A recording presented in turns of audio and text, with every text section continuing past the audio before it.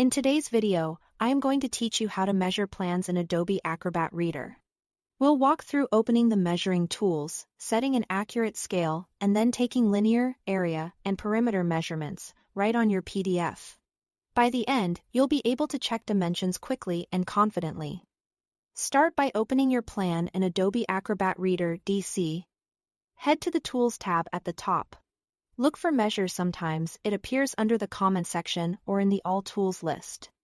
Select the measuring tool. This activates a small toolbar that includes options for distance, perimeter, and area. Keep in mind, these measurements are visual overlays.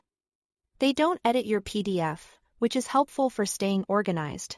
Before you measure anything, you need to set the scale ratio so Acrobat understands how the drawing translates to real-world dimensions.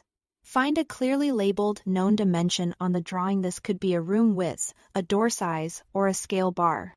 Right-click anywhere on the PDF and choose Change Scale Ratio and Precision. Now, calibrate the tool by clicking along that known dimension from one endpoint to the other, and set the tool to match the actual value. For example, if that segment represents 10 mm on paper and corresponds to 1 meter in reality, enter 10 mm to 1 meters. This step tells Acrobat how to convert what you see on screen into real measurements. Double-check the units in this dialog so they match what you are working with throughout the plan. With the scale in place, you are ready to measure distances. Select the Distance tool in the measuring toolbar. Click once at your start point. Then click again at your end point. Acrobat will display the length according to the scale you set. For the cleanest results, zoom in closely so you can place your clicks right on corners, grid lines, or center marks. If a number looks off, revisit the scale settings and recalibrate using a clear, unambiguous dimension. To measure perimeters or areas, switch to the Perimeter or Area tool.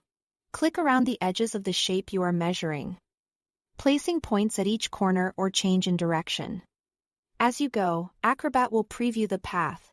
When you return to your starting point, double-click to close the shape and finalize the measurement. You'll see the perimeter lengths and, for areas, the calculated area in your chosen units. Again, zooming helps ensure every point lands exactly where you intend. That's it. Thanks for watching.